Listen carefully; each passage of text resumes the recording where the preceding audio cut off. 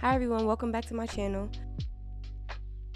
Last video I did a breakdown on Rex's character, but now I'm back to talk about some more of my favorite characters. The next character I would like to start off with is Oliver Grayson, Mark Grayson's younger brother.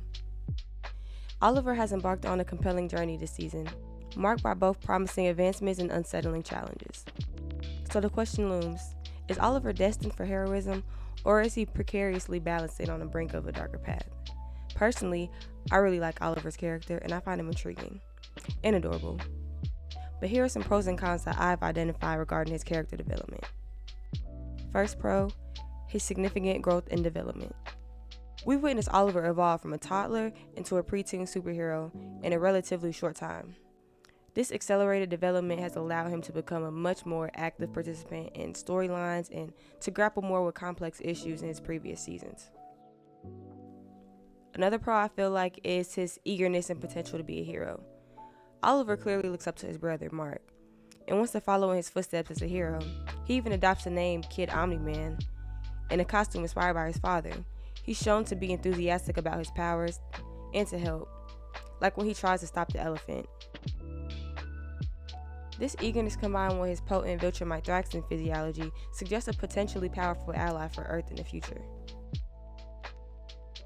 The next pro I would say is the positive influences and bonds that he has around him.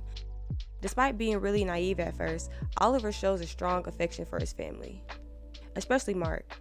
Both Mark and Debbie attempt to guide him morally, explaining the importance of not killing, even villains. While it's a work in progress, there are moments where Oliver seems to be internalizing these. Debbie in particular provides a grounding presence and tries to maintain a sense of normalcy for him.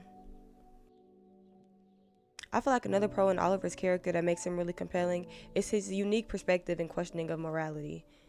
Oliver's initial, almost simplistic, view of right and wrong, where killing threats seem like a logical solution, raises important ethical questions within the show. He directly asks Mark if he ever thought about handling things like his father did, and even questioning Mark's hesitation to kill. This challenges Mark's own moral code and forces both characters and the audience to consider the complexities of the world. Lastly, something else that I loved from Oliver's character is the signs of growing restraint. Towards the end of the season, we see glimpses of Oliver exercising more control over his powers. Instead of lethal force, he's shown simply embarrassing bullies. This indicates a potential shift in approach and willingness to learn from Mark and Debbie's guidance. However, while I might like his character and think he is so adorable, it's not all sunshine and rainbows with Oliver. There are some significant concerns that have emerged this season. The first con I would like to point out is his stubbornness and impulsivity. Despite his development, Oliver still exhibits a stubborn and impulsive streak. He doesn't always fully grasp the weight and consequences of his actions, especially when it comes to using his powers. This immaturity can lead to dangerous situations and questionable decisions. While I do think this makes the show more compelling, especially the dynamic between Oliver and Mark, I'll be wrong not to point out his troubling mindset towards violence. Oliver's justification for killing the Mahler twins, viewing it as a way to better the world, given humanity's violence, is deeply concerning. This logical, not ethical approach echoes some of the justifications Nolan used, suggesting the potential for a similar, dangerous worldview to take root. His lack of remorse for such a brutal act is a major red flag for his future development. Another con I would like to point out is his admiration for Nolan and the Kid Omni-Man persona. While understandable given Nolan is his biological father, Oliver's admiration and adoption of the Kid Omni-Man title is unsettling considering the devastation Nolan influenced on Earth. It shows a lack of full understanding of Nolan's actions and the pain this caused everyone. The next con I have is his potential for Viltrumite dominance. As Oliver's Viltrumite powers continue to develop, there's a concern that his innate Viltrumite tendencies, a belief in their superiority and a more pragmatic approach to conflict, could overshadow the human values Debbie and Mark are trying to instill. His near-death experience with conquest, while traumatic, could also harden him and push him towards a more ruthless survival mentality. But what do you guys think? Is Oliver on the path to becoming a great hero, or are we witnessing the early stages of something far more complicated, maybe even dangerous? Let me know your theories in the comments below. Next, Anstrim Levy. Now the question on the table isn't whether he's the greatest villain, but why I think he's an okay antagonist. First off, for those who might be new to the Invincible universe, Anstrim Levy is a character with a unique ability to travel between dimensions. This power initially stemmed from an experiment that went horribly wrong, leaving him physically scarred and mentally fractured. And guess who he blames for that? Mark Grayson. He believes Mark is responsible for his disfigurement and the immense pain he endured. This desire for revenge, while classic villain territory, gives him a clear and understandable motivation. You can almost sympathize with his initial anger, even if his methods quickly become extreme. What I do like about Anstrim is that he's actually a tangible threat. His dimension travel ability makes him a genuinely unique and dangerous foe. He can pop up anywhere, anytime, and most importantly, he can bring backup from different dimensions. The Invincible War, where he unleashes an army of evil Invincible variants from across the multiverse, is a prime example of the scale of threat he poses. Love him or hate him, Anstrim is a catalyst for major events in the Invincible saga.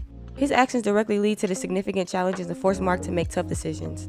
For instance, the Invincible War showcases the dangers of Mark's immense power in the wrong hands and pushes him to his limits.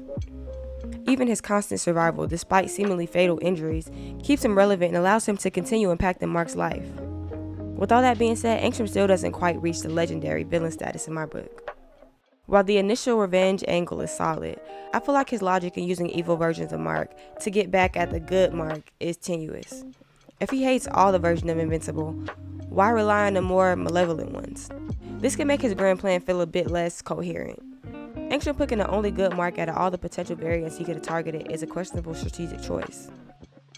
Next, I want to talk about Cecil.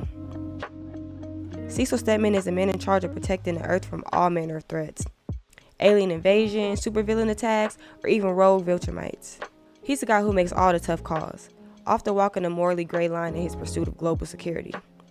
The show has done a fantastic job fleshing out Cecil's origins.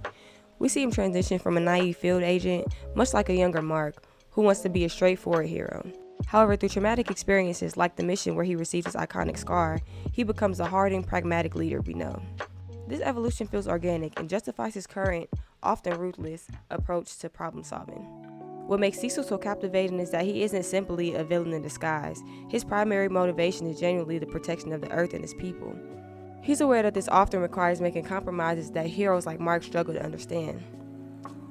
He's willing to work with reformed villains like Sinclair and Darkwing, a move that understandably infuriates Mark. This creates a constant tension.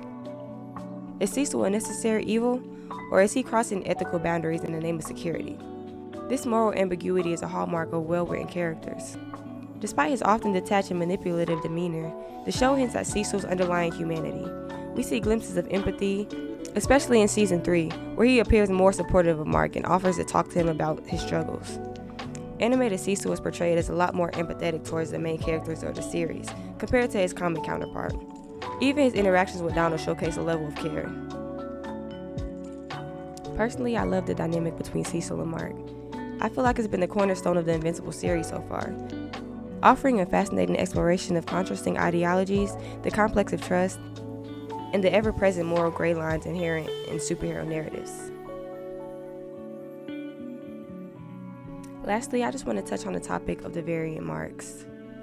Just the concept of seeing so many twisted versions of the hero we know and love is so compelling. The comics gave us a taste, but the show really dialed it up to 11, giving us a whole roster of marks, each with their own level of unhingedness. It's like looking into a cracked mirror, seeing all the different ways things could have horribly gone wrong for Mark. Like to the point Anstrim sending them to another dimension really made me realize, damn, I wish they had a little more screen time. And I just have to give Steven Yeun his props because his voice acting is amazing. Wow, I was truly amazed. This man is talented. He didn't only voice 18 different versions of Mark. He gave each one a distinct feel. It was a masterclass in voice acting and truly elevated the entire Invincible War arc. The way he could switch between these personas was seamless and added so much depth to the chaos. Ultimately, the variant marks were just one of the highlights of Season 3 for me. They showcased the incredible range of the Invincible universe.